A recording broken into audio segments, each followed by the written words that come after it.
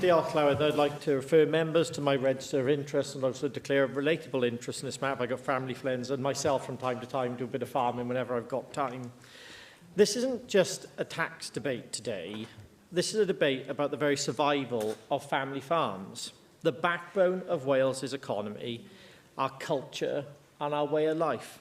And it's a way of life which I love and one of the reasons why I'm here.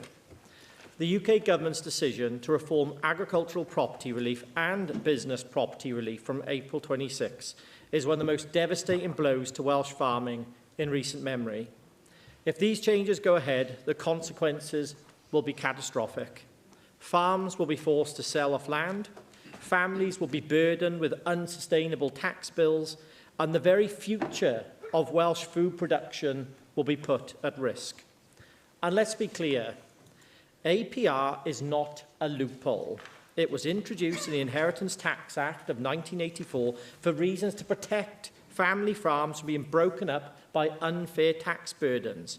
This relief has been upheld by governments of all political persuasions for a number of years because they recognise the unique nature of farming to produce food, to protect food security in this nation. Farms are not like any other business. They are long-term, intergenerational businesses. They operate on razor-thin margins whilst feeding our country. The UK Government claim that only 27% of farms will be affected by this policy. But let's be honest, this figure is completely outdated and misleading. NFU Cymru's research, backed by economists from the Office of Budget Responsibility, shows that a staggering 75% of commercial family farms in Wales will be hit by this tax. Why?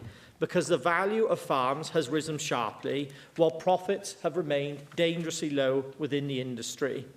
According to Aberystwyth University's Farm Business Survey, the average net worth of a farm in Wales is already over £1 million. That means most farms will now fall into the Chancellor's new tax trap. Yet just because a farm has high asset values doesn't mean that those working in that farm are rich or millionaires. It's quite the opposite. Many of them are struggling to survive on very, very basic incomes. These farmers do not have cash reserves to pay huge inheritance tax bills. They will have no choice but to sell land, take on debt, or shut down completely. And let's not forget that 40% of Welsh farms rely on both APR and BPR to stay afloat. By capping relief across both schemes, the UK government is double taxing our family farms. It's not fairness, it's a direct attack on our farmers and our rural way of life. But this damaging policy won't just stop at the farm gate, Llywydd. The collapse of family farms across Wales will have huge impacts on our economy. The farming industry underpins a £9.3 billion Welsh and food and drink sector, which employs almost 230,000 people. That's 17% of Wales's total workforce. And the farming sector in Wales purchases £1.5 billion worth of goods and services every year, supporting thousands of local businesses across Wales. And it's staggering that the Treasury has chosen to ignore these figures and the repeated warnings from the industry about these changes. When the sector was challenged by the Chancellor to produce an alternative, it did. NFU put forward a clawback proposal that would raise revenue for the UK Government, stop tax avoidance by non-farming landowners and protect working family farms from unfair tax burdens. Yet, when our farming leaders who are with us today met with the Treasury on the 18th of February, these proposals were not even considered by the UK Government. The UK Government has built this policy on outdated claims and the data that does not exist, because it doesn't take account of rising land values, inflation, and the economic realities of farming. It has ignored the industry's warnings, dismissed expert research, and refused to listen to those who know farming best. Make no mistake, if this policy goes ahead, the consequences will be devastating. 6,000 family farms across Wales will be lost. More food will be imported from abroad.